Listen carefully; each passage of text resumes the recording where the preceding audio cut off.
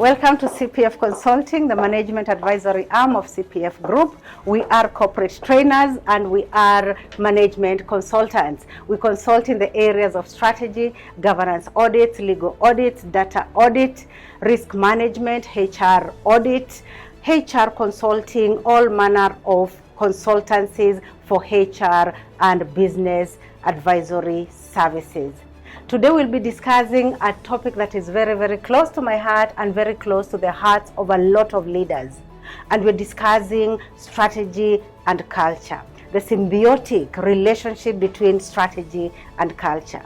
And perhaps we may want to start by asking ourselves, when we say strategy, what exactly is strategy? Simply put, when we say strategy, you're discussing the general approach for the organization to achieve or to succeed in its chosen markets. So you're basically discussing the game plan the organization has in achieving success in its chosen markets.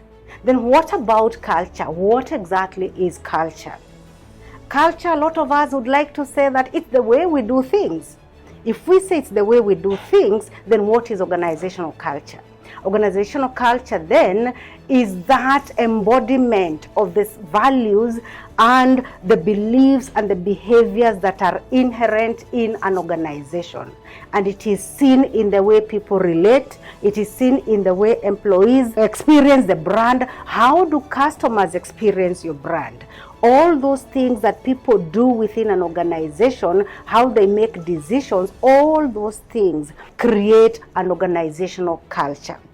A successful organization is that organization that has a very, very strong alignment between its strategy and the culture.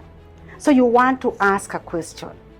Which of these two is most important or more important than the other? From where I stand, culture and strategy are inseparable. A management guru, Peter Drucker, said once upon a time that culture eats strategy for breakfast. For any organization to be successful, you must have a very, very strong alignment between strategy and culture. It means, therefore, leadership is at the center of these two. You may have a very, very good strategy, but if it isn't supported by a culture that enables the deployment of that strategy, then it does not matter.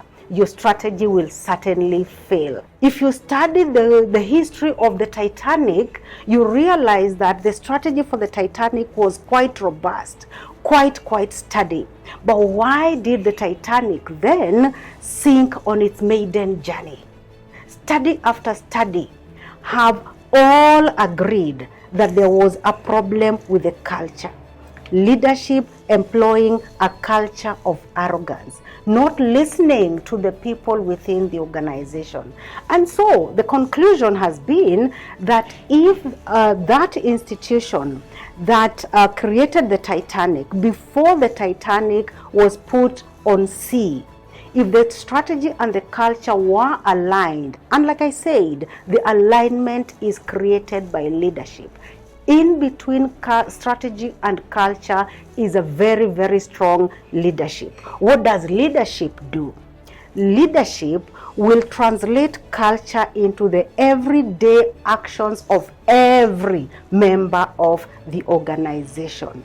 And leadership will also define the behaviors, the conversations that the organization needs to have in order for the people to be able to carry out the strategy or the actions within the strategy, so that then the strategy can be implemented successfully. It means, therefore, leadership creates a culture within that organization which is supportive of the culture. Now, you see, the closer the alignment is, the bigger the room for performance. And people within organizations would like to know what is their role in implementing strategy. What do they need to do in order to implement the strategy? So when everybody knows how they play their role or contribute in the strategy, then the organization becomes successful. Talk to us for more about strategy and for more about leadership and culture.